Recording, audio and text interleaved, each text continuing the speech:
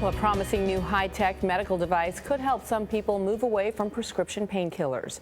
The FDA recently gave it the go-ahead. 26% of Americans who are 20 and older report some type of chronic pain.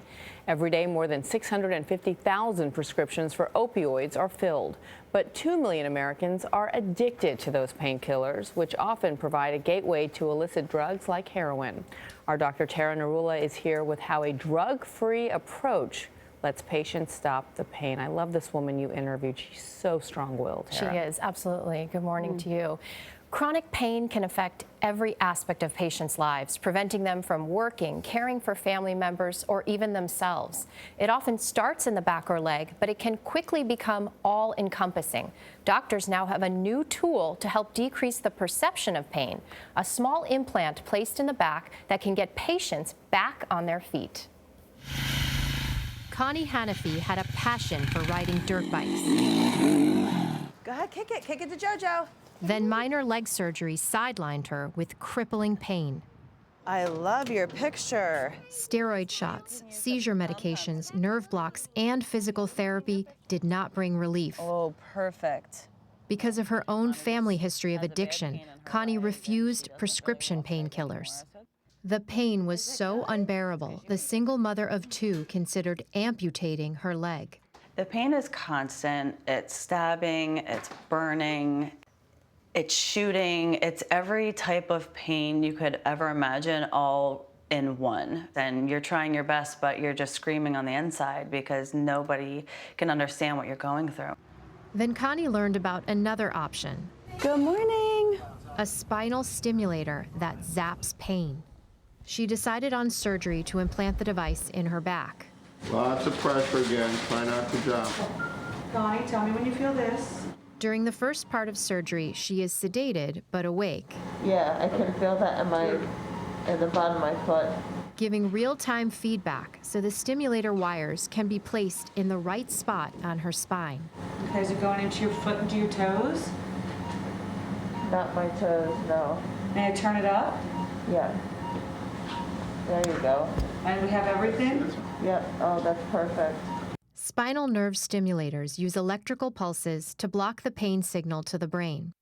They've been used for decades, but previous models were bulky and needed frequent charging. This summer, the FDA approved the smallest implantable device, about the size of a pacemaker. Let me know as soon as you start to feel it. In the recovery room, Connie feels a tingling in her leg. I can feel it. Oh, I can feel it. Oh, thank God. Confirming the device is working to mask the sensation of pain. The majority of patients will report at least 50% reduction in pain. Yusuf Josephson is one of the first doctors trained to treat patients with Medtronic's new implant. And this device has a tracking component so you can monitor what activity they're doing. How is that helpful to you? What it allows us to do is real-time follow that patient over a period of time in terms of their functionality. Because ultimately, if they're still sitting on the couch, that's not what we want as doctors. We want them to be functional and enjoying their lives. This is really what I want to get back to. So the goal is to get back on this? Yes. One day soon? Yes, this is my baby.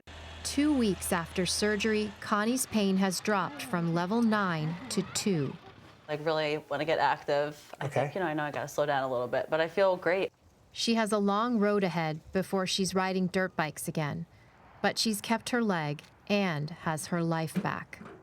So is there something that you want other people who might be suffering with pain to know from your story? Prescription medication, although it does help people, that's not the only answer. And if that's not something you want to do, seek out other options.